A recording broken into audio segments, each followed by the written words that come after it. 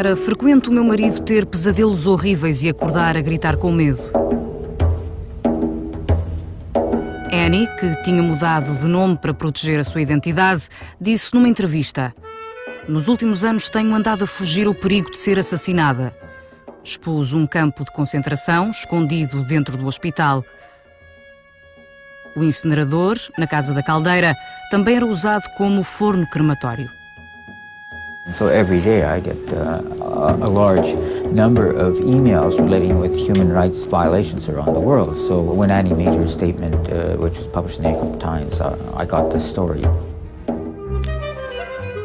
Conheci David quando estava a escrever um artigo para o jornal The Epoch Times. Ele tinha dado um discurso em Santa Mónica e parecia muito deslocado por estar aqui, de gabardina, em maio. No entanto, o que me marcou mais foi a sua dedicação incansável à justiça humana. Mantivemos o contacto por e-mail. Sempre que ele escrevia, estava no aeroporto a caminho, ou no regresso de Genebra, ou da Austrália, ou de alguma parte do mundo, sempre a lutar pelos oprimidos. From an early age, what I wanted to do was to do something about the Holocaust, to try to learn the lessons from it. 4 lessons I've tried to apply from the Holocaust, one of which is bring to justice mass murderers. Second is combating incitement to hatred. A third is protecting refugees. And a fourth is asserting universal human rights values by standing up for victims wherever they are. But it's also very much related to my refugee practice, because I'm a lawyer representing refugee claimants coming from around the world who have these stories of persecution, which then have to be established before an administrative tribunal, and they don't have witnesses, they don't have documents, they don't have forensic proof, they just come with their stories.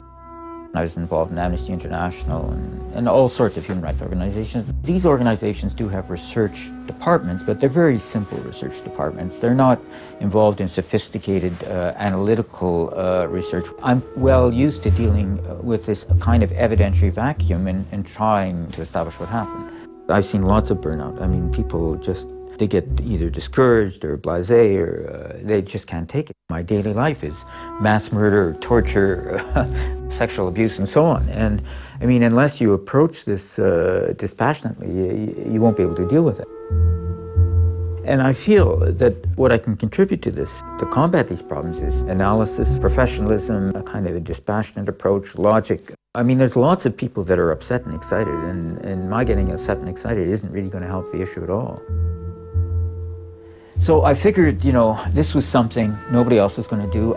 I mean, this fit all these criteria, so I said, yes, okay, sure. What most people don't realize is that the Chinese regime believes it can get away with almost anything.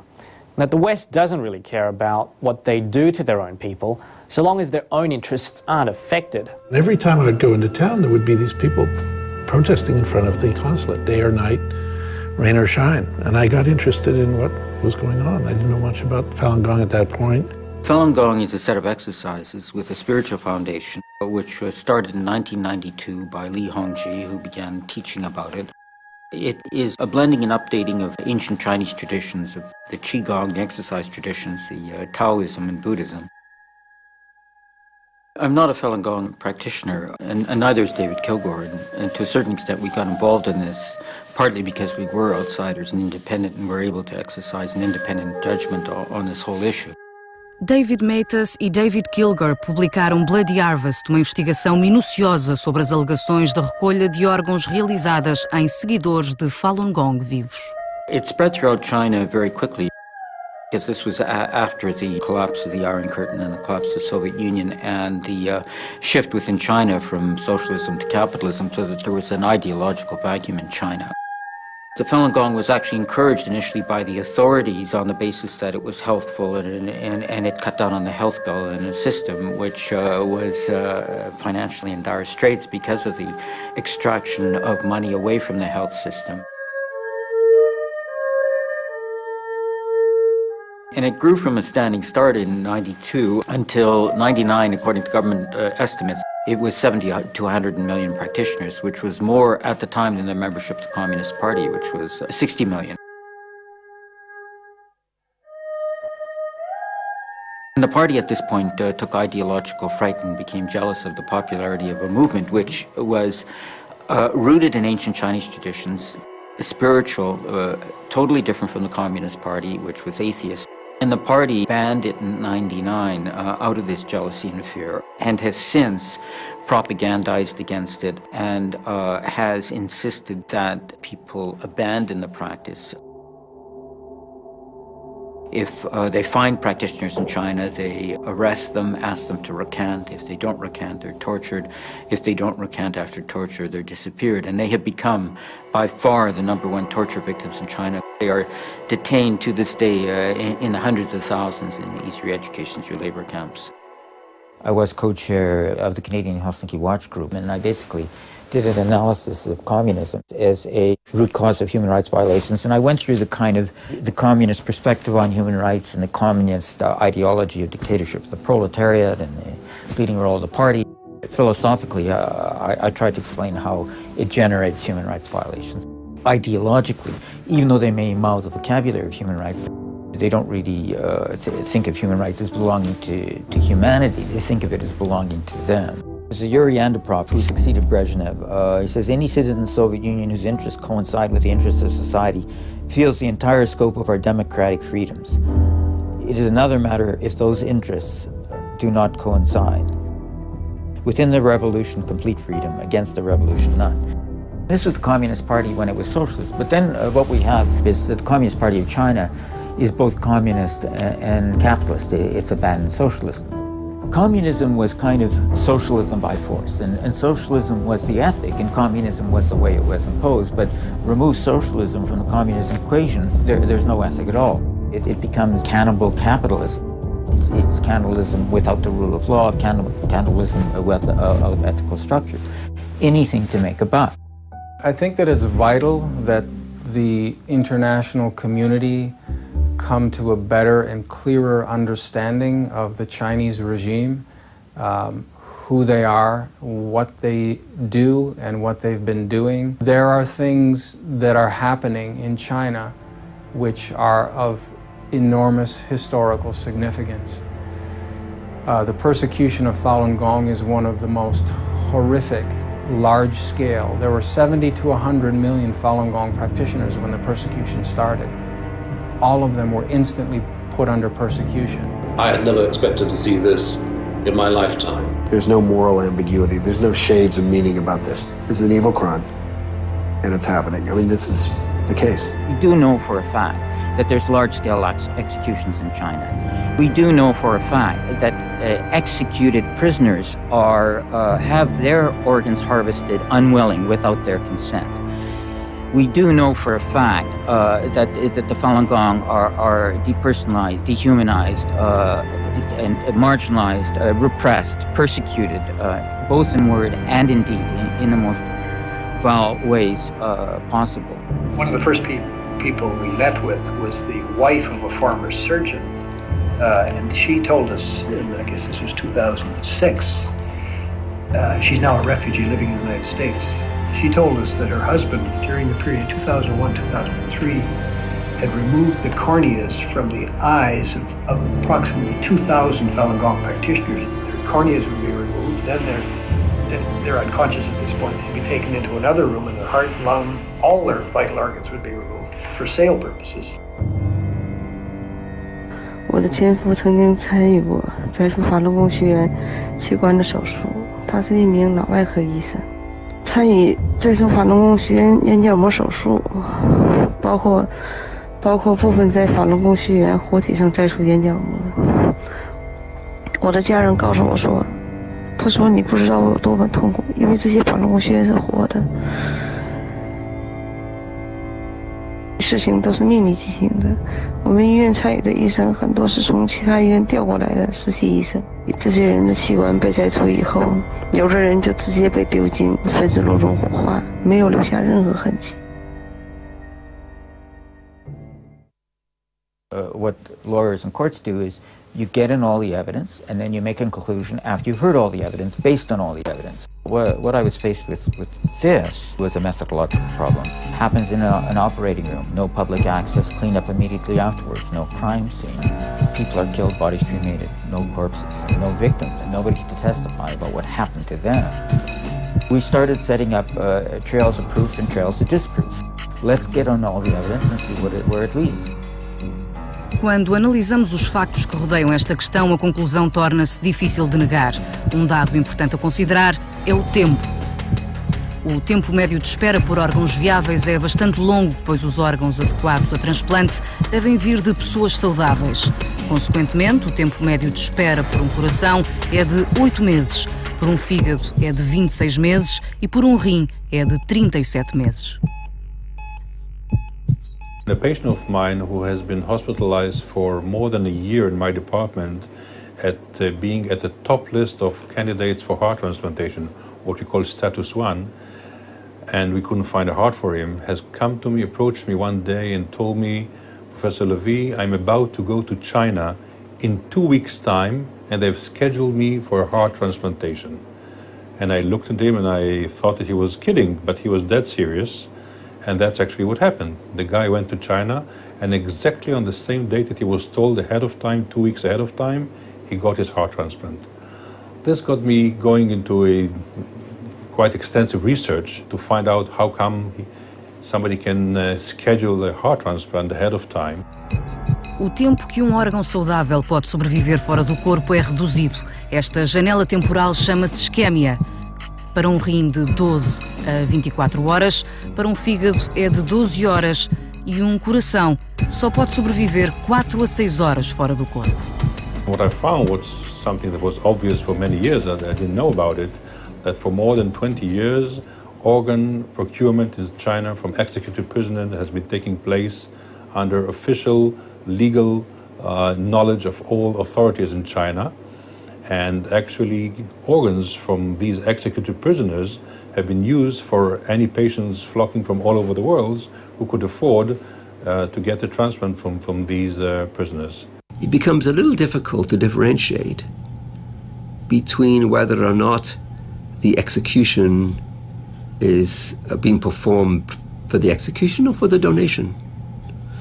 So it's convenient. It's hard sometimes. We cross a barrier here. Is this a patient who's going to be executed anyway? Or is the execution a part of the fact, well, there's some good organs here? We know that some of the executions are timed for the organ transplants. So we know that has to be true, certainly for heart and sometimes liver transplants too. You need to time it. You know, you have a recipient and your donor. Well, when are you going to shoot them? When are you going to poison them? When are you going to do it? Well, that's nauseating. It's disgusting. It's criminal. I read a paper in the medical literature saying that they developed a method in China where they cover a severely burned patient with almost 90% burned with a human skin as a temporary coverage. We are using the same method all over the world with narrow strips of skin that are taken from cadavers. But this article from China said that they use a whole body skin, like a whole envelope. And I asked the surgeon, how do you freeze such a huge piece of skin? He said, no, we are not using any freezing method. I said, how come? He said, we are using only fresh. So how you happen to have fresh skin in such huge dimension? He said, no, in every given moment there are hundreds of people in China waiting for a death sentence.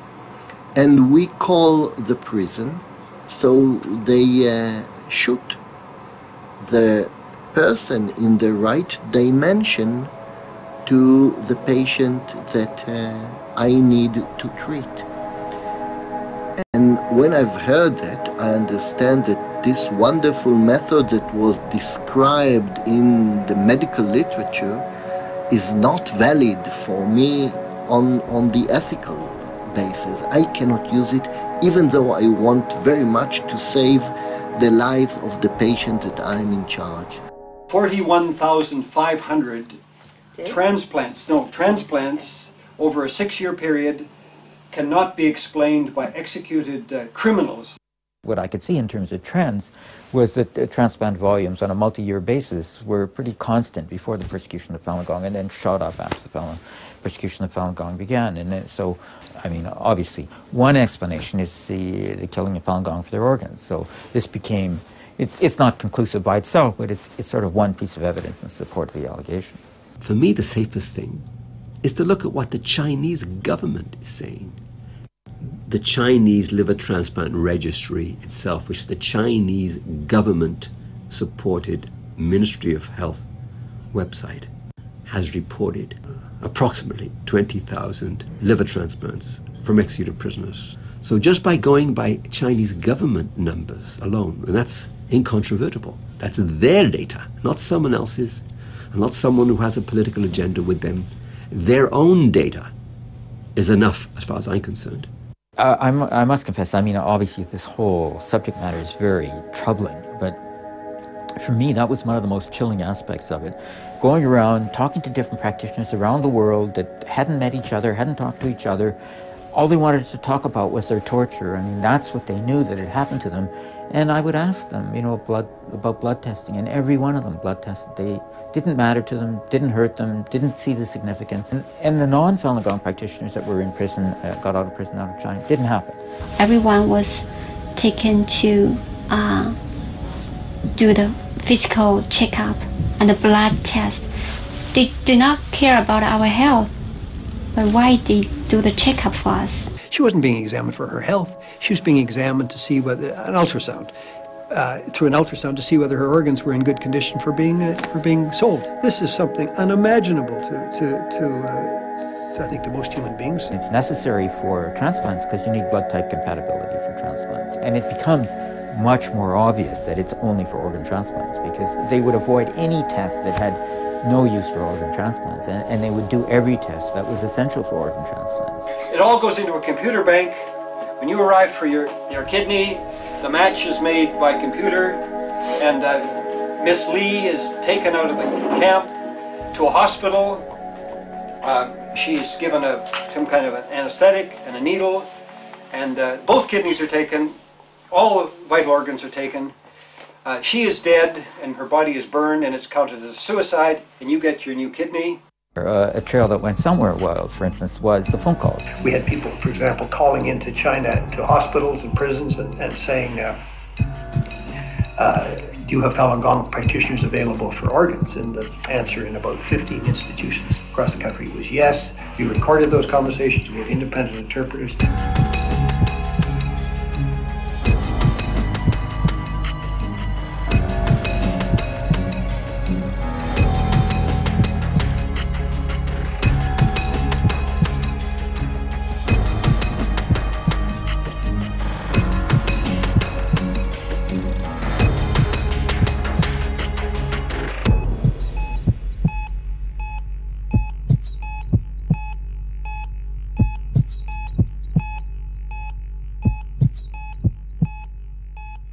The Falun Gong practitioners don't smoke and drink. They're healthy. They exercise. They tend to be healthy on our phone calls. Push this point too that the people want organs from Falun Gong. That's why they would phone the hospitals and ask them if they have Falun Gong. The telephone numbers were in fact. Yes, I have the list of the phone numbers, the dates. Believe me, I used to be a prosecutor. I knew that there would be cynicism, and I did my utmost to make sure that everything was satisfactorily and properly and correctly and ethically done. Like we had websites of hospitals advertising wait times and at prices, boasting about how much money they were making. O website da Rede Internacional de Transplantes da China afirma que pode encontrar dadores de órgãos imediatamente. Uma outra página afirma: antes do transplante verificaremos a função renal do dador, por isso é mais seguro do que noutros países, onde o órgão não vem de um dador vivo. No website lia-se uma pergunta: os órgãos para transplante do pâncreas vêm de pacientes em morte cerebral? A resposta era: os nossos órgãos não vêm de vítimas em morte cerebral, pois o estado dos órgãos pode não ser bom. Outro website, chamado Centro de Transplante do Oriente, veio a ser alterado, mas numa versão de arquivo dizia: Desde janeiro de 2005 até agora, realizámos 647 transplantes de fígado. 12 deles apenas esta semana. O tempo médio de espera é de 2 semanas. Este gráfico representa as cirurgias de transplante. Em 1998 fizeram-se apenas 9 transplantes de fígado, mas em 2005 os transplantes já chegavam aos 2.248. Apesar de todos os esforços para ocultar a informação, relatos explícitos e alarmantes de testemunhas continuam a chegar a público. Cao Dong is in his 30s. He'd been a prisoner in northern China, and he gave a very nervous, understandably, very nervous report of what he had seen in that prison. I asked him whether he was aware of the practice of what is known as organ harvesting, which is taking body parts from prisoners to order, in effect. This is a trade which is run by the People's Liberation Army for profit. And he could only tell me that he had a friend, another Falun Gong practitioner, in the prison in northwest China. The friend disappeared one day, and the next time he saw him was his body, the friend's body, in the prison hospital with holes where body parts had apparently been removed. After the meeting I had with these former prisoners, they were all arrested. Cao Dong was later convicted of meeting me, and he was sentenced to 5 years in prison, and he remains in prison now. Em 2002, uma testemunha, um agente armado da polícia que trabalhava para o Serviço de Segurança Pública, participou em detenções ilegais e na tortura de seguidores do Falun Gong. Ele fez-nos um relato em primeira mão sobre uma seguidora do Falun Gong. Ele disse que após uma semana de tortura intensa e de ser forçada a ingerir comida, ela tinha feridas e cicatrizes em todo o corpo. Depois, enquanto estava completamente consciente, sem qualquer anestesia, abriram-lhe o peito com um bisturi. O sangue jorrou e ela gritou de dor a dizer: "O Falun Gong é fantástico." Depois disse: "Mataram-me a mim, um único indivíduo, não vão matar-nos a todos." Nesse momento o médico hesitou, mas continuou a cortar as veias. O coração foi retirado primeiro, depois foram os rins. Quando a tesoura cortou as veias do coração, ela começou a contorcer-se. Foi horrível. Parecia que algo estava a rasgar-se. Ela tinha a boca e os olhos completamente abertos. Não quero continuar.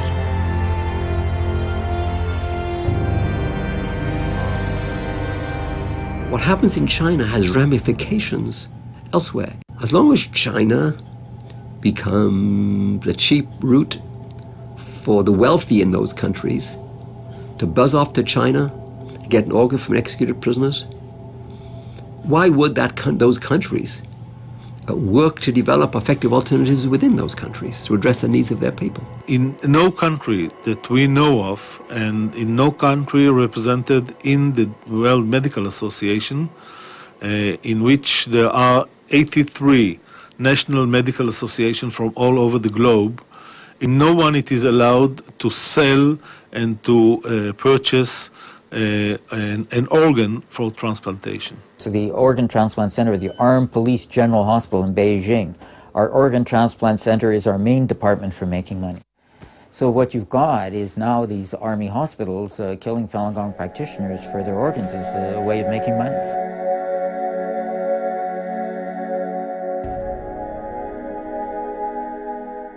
There's a lot of trade with China. China has slave labor camps where about half of them are Falun Gong practitioners. Nobody can get in, nobody knows the exact numbers. There's this Laogai Foundation that makes estimates, but it's between 2 and 4 million people.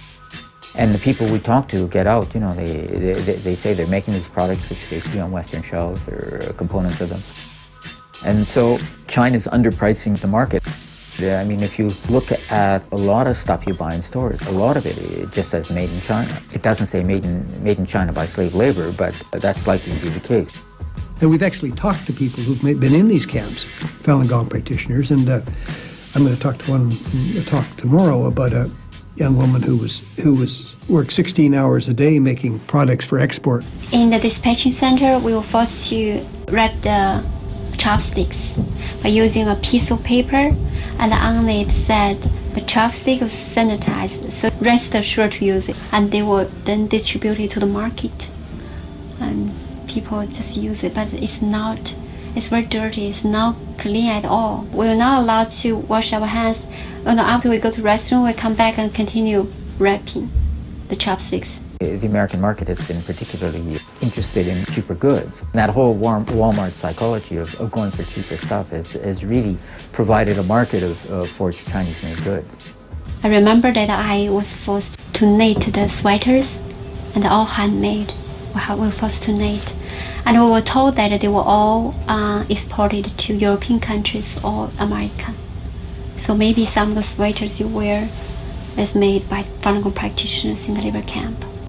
There have been governments and businesses and also the silence of the media who have all, in a sense, sold out their morality, essentially for certain kinds of gains, usually monetary gains. Some of it is political because China is involved in certain major decisions in regards to military operations around the world and that kind of thing, so they can exercise pressure. More and more, what's called corporate responsibility is really just an excuse to build whatever the Chinese Communist Party wants to build at the time. And mostly, that is military technology or surveillance technology. In fact, that's the way these companies got ahead. That's why they're some of the only companies that are actually making a profit in China today, is because of what they've done. The fact is, people are being arrested every day in China. And after Tiananmen Square massacre, Congress passed laws that were fairly explicit, saying you could not sell any surveillance equipment to the Chinese police. The message of that law is very clear. I think it's extremely important for American companies to back away from this kind of thing. Think of the strategy that the Chinese government is using here. They want the Chinese people to censor themselves. The surveillance is out there, but it's more than that. The government makes it obvious that the surveillance is out there. They've started to use these little cartoon figures which appear on your screen down south, which show a little policeman, a friendly little policeman, and a friendly little policewoman. And they're on your screen all the time to let you know you're being watched. You know, maybe you should watch what you're doing. Maybe you should watch what you're saying. Neste momento levanta-se a pergunta: por que é que a imprensa não divulgou isto? Não é por acaso.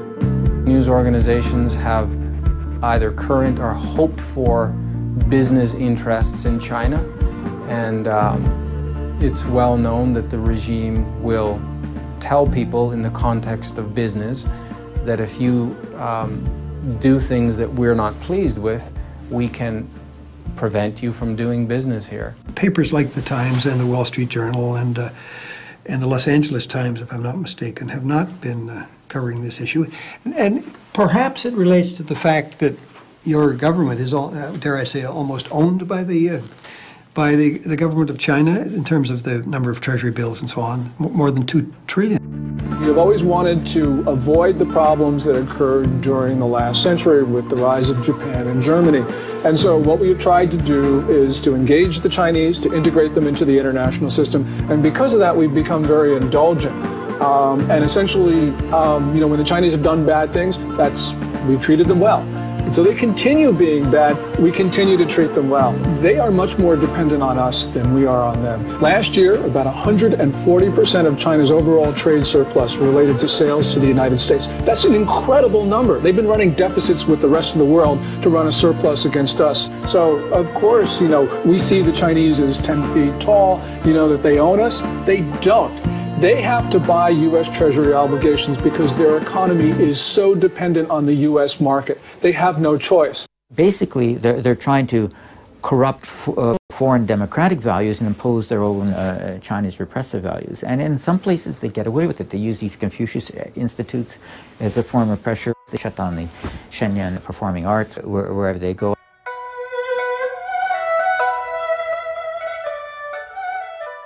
There was actually a lawsuit in Israel where Tel Aviv University shut down an art exhibit of Chinese art on the request of the Chinese embassy because there was a Confucius Institute there, and then there was a lawsuit about it.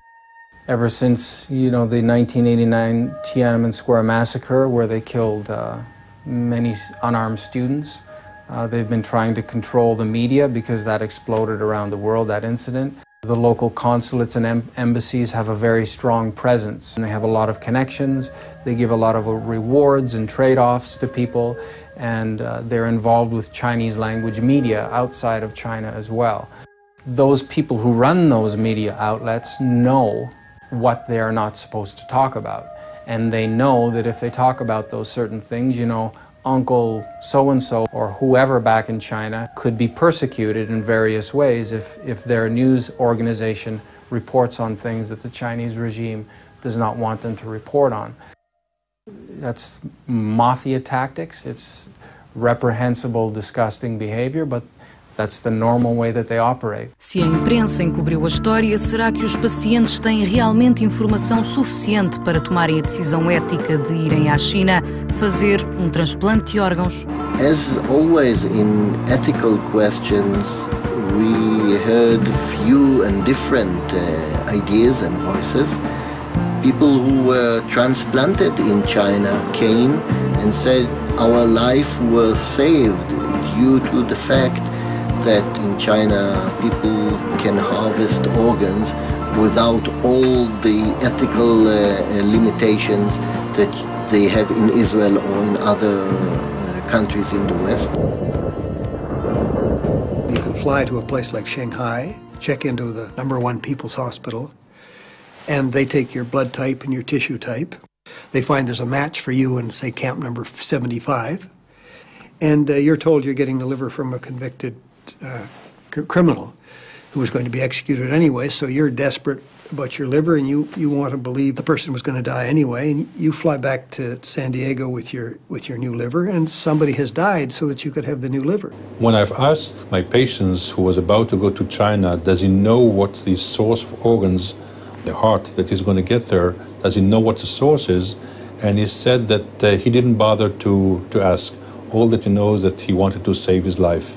Similarly, several other patients who at that time went to China, who were asked by me and by other physicians here, what's their reaction, to the fact that they're going to be saved by executed prisoners or other people whose hearts they're going to get.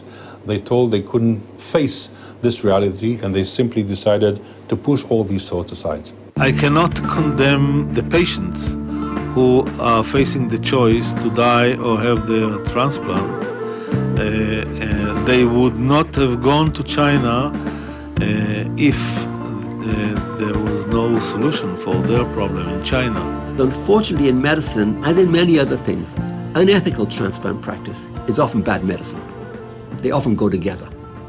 In fact, in the hospital now, I just came from the hospital now, we have a patient who's very sick, very ill, coming back from a country where she'd received a traffic transplant. And of course, it became very complicated. So there are consequences. Because there are actually in the United States, prisoners who want to donate, and they're not allowed to amongst the prisoners sentenced to death. So they're not allowed to because it's, it's considered unethical to take organs from prisoners sentenced to death. There are other problems associated with Chinese transplantation. It's not just the use of executed prisoners, how those kidneys, how those organs, livers, kidneys, hearts are then allocated to people. Are they given to the Chinese in need or to rich people coming from abroad who buy organs, and the poor Chinese can't afford them because they're not allocated in a manner that is transparent and accountable. And unfortunately, and I'm not saying this, the Chinese government itself has said it, there is a corrupt money chain that's associated with the organs that are taken from these executed prisoners. Corruptive money chain that is hard to stop once you've started it. There's a tendency to think of any new medical development as a benefit to humanity. That's certainly the intent of its developers, but medical research, no matter how far advanced, comes face to face with the same old capacity for good and evil. Jana Bin Li foi uma universitária comum até 1999, mas desde então tem vivido pesadelo por ser seguidora do Falun Gong na China. People could not imagine how evil inside. It's a kind of place like hell on earth. And the first we have to they search our body and take all our clothes. And then I was taken to an isolated room. And I remember 2 police women there waiting for me. They ordered me to write a guarantee not practicing Falun Gong anymore, and I refused. And they asked why, and I said because I know it's the truth of the universe. The principle of truthfulness, compassion, and forbearance. There's nothing wrong with it. But they said, okay, then you scroll down, and each holding my arm, and each holding one electric baton, this length, and they start shocking me. And they said, you still refuse to write? I said, no, I will not write. And they started shocking me together. And they shocked me by using the electric batons, and started from my back, my neck, my arm. And several times I was beaten down, you know. And they pulled me up again and shocked me again. And on the same night, I couldn't lie down. I had to crawl, this way on the bed because I was scorched all over. I could smell the scorched hair and scorched skin. I was scorched all over. It was like barbecue, like kind of barbecue. When we were inside, we were not allowed to see their faces. I couldn't remember, I don't know who persecuted me, who tortured me, who scorched my back. Some practitioners were tortured to death. But in the midnight, far into the night, some practitioners were released. At that time, I thought that they were released, but no. Until one day I heard about the organ harvesting of Falun Gong practitioners. I knew that they were not released at all. Maybe some of them were killed and were murdered, and the organs were removed. The Chinese Communist Party is just like a ghost, and sometimes they look evil, sometimes they can change their faces like an angel and they smile at you, but actually their goal is the same. They just want to brainwash you. We were not allowed to sleep. We were deprived of sleep, and they deprived our dignity, and they insulted us again and again, and until one day you cannot bear and feel that you are nothing. They talked to me and said, you said you are believing in truthfulness, compassion, forbearance, but do you think you are compassionate to us? We had to monitor you, and we had to accompany you all day and all night. Do you think you are compassionate to us? And I think at that time I already went insane. I was not rational anymore. I even thought that I'm so bad. Because of my existence, the police women had to persecute me and torture me by using electric batons. I'm so tired. Why still what I'm doing here? What's the use of my existence? I doubted myself. The concentrated persecution happening on me lasted about 14 months before I gave up. The Chinese Communist Party, they give you only two choices. One, die physically, they torture you physically, and the other one is die spiritually. I kept talking to myself, reminding myself that the Buddha can sacrifice his life for the truth of the universe. And I know my belief, I know it's the truth. I have to be determined to my belief, and for not only myself but also for this world.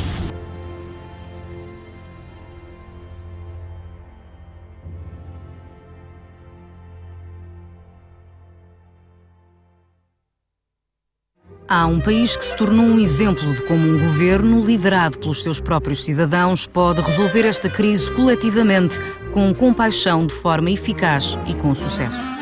There's a mixture of religious and social and ethnic background that makes a lot of people reluctant to donate organs after their death. Consent rate for organ donation in Israel has been low compared to all other Western countries, being in the 40-45% compared to 70 or 80%. We know that there are Israelis that are sent from here, financed by their medical insurance organizations, to have organ transplantation in China. I asked for this special discussion in the Knesset today to make sure that we do not participate, we do not finance people to go to China to have such an organ transplantation.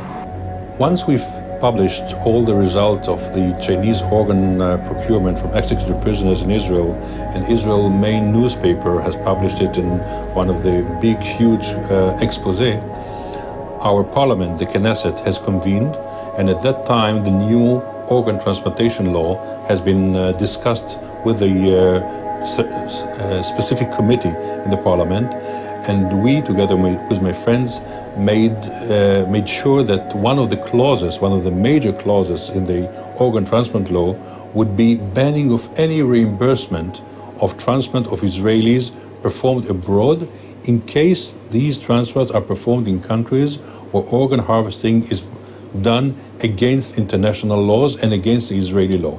So from the moment the Israeli new law has been accepted by the parliament, this was in March 2008, no Israeli has gone to China to accept an organ over there. O Dr. Levi e os seus colegas conseguiram resolver a crise da escassez de órgãos ao introduzirem uma cláusula inovadora na legislação que encoraja as doações de órgãos e assegura que a atribuição de órgãos é justa. Esta cláusula define que as pessoas que se declaram oficialmente como doadoras de órgãos têm prioridade na atribuição de órgãos. Desde a implementação desta nova lei, o número de dadores continua a aumentar exponencialmente. It's amazing. I'm preparing the talk for Buenos Aires, and I just got the final numbers from the Israel National Transplant Center, showing that since the new law, you can see it here. Number for this entire year of live kidney transplant was 58, 2009 69, 2010 78, and this year 106. And this, it's almost doubling the number, okay? And in parallel, the number of patients who went abroad for kidney has went down by 90%. As long as these transplants were fully reimbursed by the companies, Israeli would go there. The moment there's no reimbursement for this, that's it, no more Israelis. And I wish other countries would do that. At this point, all roads lead back to China. I think people have, as collective groups, such as businesses, media, and government, vital and urgent decisions they need to make, because when something this horrific and this drastic has been going on for over 10 years, and people are just turning away, mostly in exchange for a buck, I believe it's urgent and vital, and that people really have to stop and think when they're making a decision to turn their backs on one of the worst persecutions that have occurred in history. As an individual, I can focus on human rights, I can focus on killing a Falun Gong for their organs, but governments have economic constituency, a political constituency, they've got military considerations, they have to balance off one against the other. If diplomatic efforts fail, it is up to the medical community to do what it can in order to stop the Chinese colleagues from doing that. We, together with several American friends, have published several calls in international medical journals calling for a boycott or banning of any publication coming from Chinese physicians which are based on organ transplantation, the source of organs being executed prisoners. And hopefully, by concerted efforts of all medical associations around the globe, we'll be able at least to stop academically all Chinese physicians and to cut this chain of atrocities which is taking place in China. I saw it as an example by which we would address the problem of transplant organ trafficking and tourism, that we recognize a problem and as a community try to address it, and hopefully the conclusions and our determination will become part of the bone marrow of anyone dealing with organ transplant donors, to know that the rights of the donors have to be protected, and that the recipients have to be protected, and that organs have to be recovered in an ethical fashion and allocated to people in an ethical fashion. The use of executed prisoners is a cheap trick. It's easy to get them, And as long as it's easy to get organs from executed prisoners, the pressure to develop alternatives will be less. The fact that it's abhorrent, it needs to stop, and it's a crime against humanity has been stated over and over. The WHO has said it. The question is, can they develop an alternative? But it's going to be a long time, I think, before they develop that in a manner that can address their needs. The Chinese government says that they're trying. I just have a sense that when the Chinese government really wants to do something, they do it. They interfere with many things outside of their country when they're trying to silence people who are raising awareness about their many human rights abuses. What did I do about it? Well, I told people about it. I think that's the best way to address these kinds of things, is to make it known to people. My own view is when you're talking about human rights activism, it's not one magic button that you press and all the problem just goes away. I think it's anything and everything, and different people can do different things. I mean, even if you just tell your nearest relative, I mean, that's something. You can write a letter, you can send an email, you can raise it with your member of parliament. A lot of people are members of non-governmental organizations, and they get them involved. And you get enough different people coming from enough different directions, then the whole thing collapses. I was involved in the anti-apartheid movement, and it looked as powerful now as the government of China is, and it just collapsed almost overnight. Or I was involved in pushing back the Iron Curtain. Again, it collapsed almost overnight. And I was also involved with the national security state problems in Latin America, and again, they've all gone. This kind of repressive power that you see in China, the Communist Party, it's very brittle.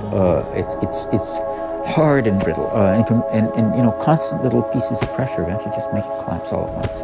Mobilize enough people who know the truth, and all this sham of power disappears. The more pressure we put on China, the more, not just doctors, but governments and people, make it clear to the Chinese authorities that this is unacceptable.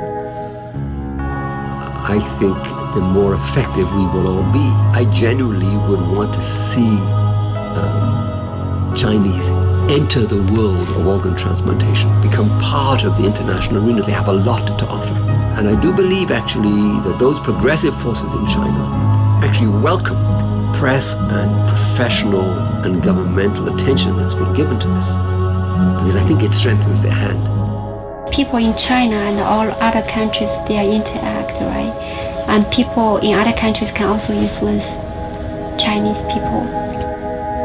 If more people know the truth, to make efforts to rescue Falun Gong practitioners, it's equivalent to saving people there. If more people awaken, and they will quit the Chinese Communist Party. Although I experienced a lot and so much pain and so much torture, I do not regret. I think using my own experience to let more people know about the truth and to awaken Chinese people who was not aware about the truth, I think it's worth it. We call everyone's attention to the persecution that's happening in China of Falun Gong practitioners, because it's the most important thing today in the world. Why? Because you know what is Chinese Communist Party doing? The Chinese Communist Party is undermining the base for the existence of human beings. What's Falun Gong? Falun Gong is about the principle of truthfulness, compassion, forbearance. Without this principle, the world has no future. A história já nos mostrou que os abusos aos direitos humanos não têm fronteiras. What you see is that human rights violations are not self-contained. If you don't stop them, they spread.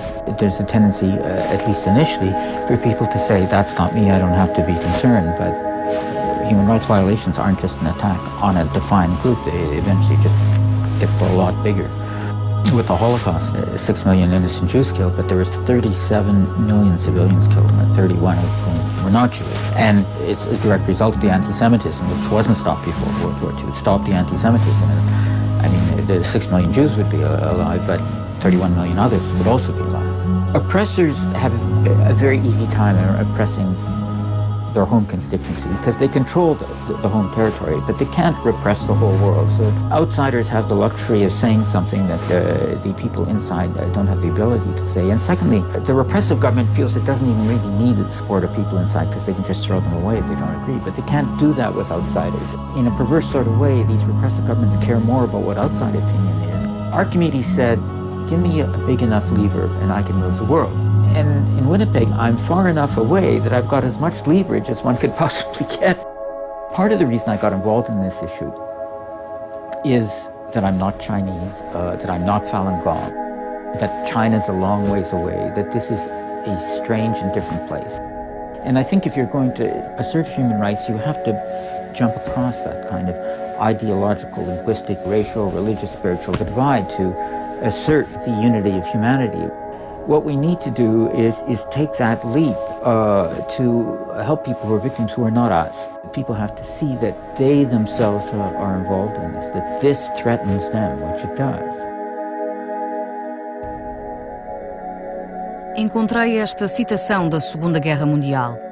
Primeiro, perseguiram os socialistas e eu não os defendi porque não era socialista.